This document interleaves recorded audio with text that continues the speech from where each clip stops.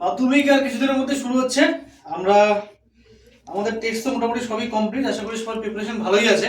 তাও একটা একটা ইম্পর্টেন্ট টেক্সট যেটা আমার মতে পরীক্ষা আসার জন্য খুবই ইম্পর্টেন্ট হয়ে উঠতে পারে এবং পরীক্ষা আসতে পারে, যদি এটা কমন দিচ্ছি না তবুও আমার ইনস্টিংক্ট বলছে এই টেক্সটটা আসার কিন্তু চান্স খুব বেশি। একটা কবিতা, সেই কবিতাটা নিয়ে আমরা আলোচনা করি। এটা হচ্ছে আমাদের লেসন 8 দ্য স্নেল, উইলিয়াম কপরের লেখা।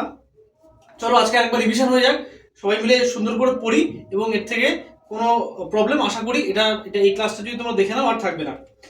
তাহলে আমাদের কবিতায় কি বলছে? To grass or leaf or fruit or wall the snail sticks close nor fears to fall as if he grew their house and all together।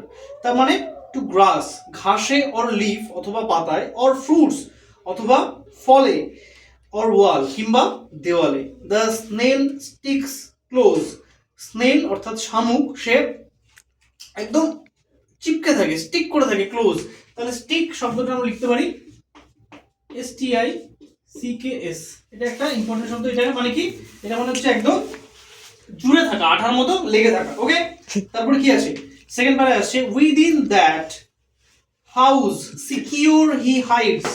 সেই হাউসের মধ্যে, সেই হাউস মানে শামুকের যে খোলস আমরা দেখি, সেই খোলসের মধ্যে সে একদম সিকিউরলি লুকিয়ে থাকে, অর্থাৎ নিরাপদ মনে করে সে নিজেকে সেখানে লুকিয়ে থাকে।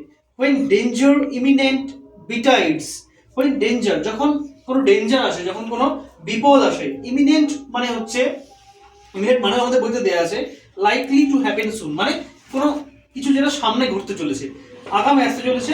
বিটাইডস, বিটাইডস অর্থাৎ বলতে পারি আমরা, বিটাইডস অর্থাৎ আসতে পারে হচ্ছে সেন্স। ওকে, মানে তার কোনো কিছুকে অনুমান করার যে ক্ষমতা। ওকে, কোনো কিছু কোনো ডেঞ্জার সামনে আসতে চলেছে, সেই অনুমান করার ক্ষমতা তার প্রচন্ড আছে। কিসের অনুমান, কি অনুমান করতে পারে সে? Of storm or other harm besides of weather, ঝড় বৃষ্টির এবং অন্যান্য ক্ষতি যা কিনা ওয়েদার বা আবহাওয়া থেকে হয়ে থাকে। 3 নম্বর প্যারায় এসো। Give but his horns the slightest touch, তার সুরে যদি তুমি স্লাইটেস্ট টাচ করো, খুব মৃদুভাবেও স্পর্শ করো। His self collecting power is such, এই যে PUWR এটা মানে শুধুভাবে পাওয়ার। তাহলে his self collecting power is such, তার নিজেকে সংকুচিত করা, নিজেকে নিয়ন্ত্রণ করার ক্ষমতা এতটাই বেশি।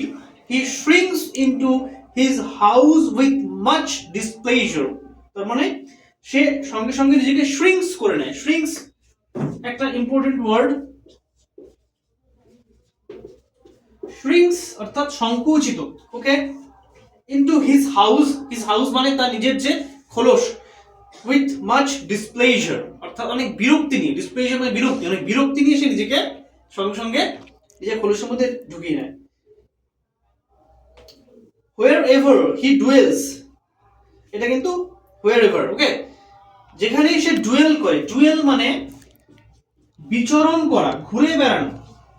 DWELLS, ডুয়েলস মানে ঘুরে বেড়ানো, বিচরণ করা। হি ডুয়েলস অ্যালোন, সে যেখানেই যায় সেখানে সে একাকী যায়। এক্সেপ্ট হিমসেলফ হি চ্যাটেলস নান, তার নিজের ছাড়া হ্যাজ চ্যাটেলস নান। নান চ্যাটেলস মানেও দেয়া আছে পার্সোনাল বিলঙ্গিং, অর্থাৎ নিজের জিনিসপত্র।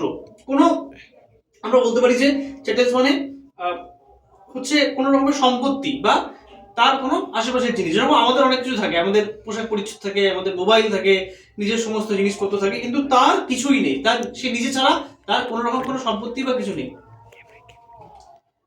Well satisfied to be his own whole treasure, সে নিজের এই সম্পদ নিয়ে, সবকিছু নিয়ে সে কি করছে? ওয়েল স্যাটিসফাইড, সে ভীষণভাবে স্যাটিসফাইড, সে ভীষণভাবে সন্তুষ্টি তার এই সম্পদ নিয়ে। তার সম্পদ বলতে কিন্তু কিছুই নেই, তার সম্পদ হচ্ছে সে নিজে এবং তার যে হাউস অর্থাৎ তার যে খোলস সেটাই।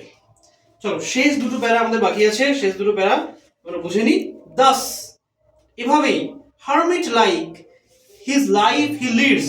হারমিট মানেও আমরা জানবো, হারমিটও কিন্তু একটা ইম্পর্টেন্ট ব্যাপার। হারমিট মানে হচ্ছে সাধু, সাধুর মতো।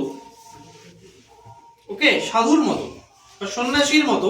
He leads his life, his life he leads, সে তার জীবন এভাবেই কাটায় সন্ন্যাসীর মতো।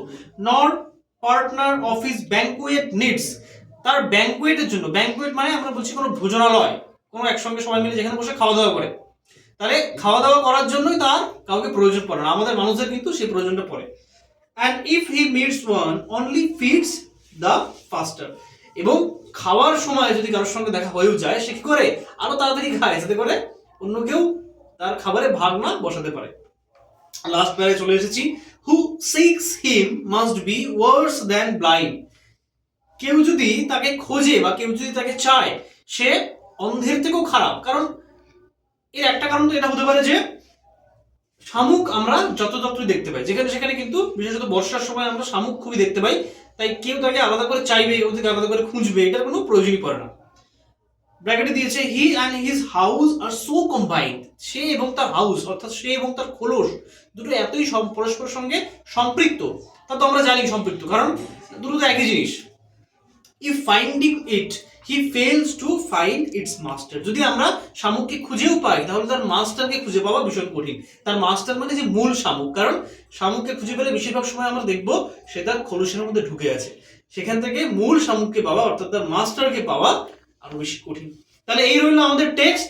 মাধ্যমিকের জন্য কিন্তু এটা খুবই গুরুত্বপূর্ণ, আমি সবাইকে বলবো সবকটা টেক্সটই ভালো করে পড়তে হবে। তার মধ্যে সিন পোর্শনে যেহেতু আমাদের 20 নম্বর আসে, তো সেখানে কিন্তু এই 8 নম্বর আসবে আমাদের কবিতা থেকে, সেখানে এই স্নেল কবিতাটা আমার সাজেশন বলবো আমি, বা আমার যেটুকু যা সামান্য এক্সপিরিয়েন্স আছে আমি বলবো এটা ভালো করে পড়ে যাও, ভালো করে দেখে যাও অন্য সমস্ত টেক্সটের সঙ্গে সঙ্গে, এটা কিন্তু আসার চান্সেস খুব বেশি। এবং নতুন যারা টেনে উঠলে তাদের জন্য তো এই টেক্সটটা হয়েই গেল। তো সবাই জানিও কেমন লাগলো, এবং আমি চেষ্টা করব মাধ্যমিক তো আর বেশি দিন বাকি, চেষ্টা করবো একটা মাধ্যমিকের জন্য ডেডিকেটেড সাজেশন ভিডিও নিয়ে আসার জন্য। লাস্ট মোমেন্টে, লাস্ট আমরা যে 5-6 দিন আমাদের হাতে আছে, এই 5-6 দিন কেমন করে কাজে লাগাতে পারি এবং কিভাবে আমরা ম্যাক্সিমাম এফোর্ট দিয়ে সব থেকে বেস্ট রেজাল্ট নিয়ে আসতে পারি।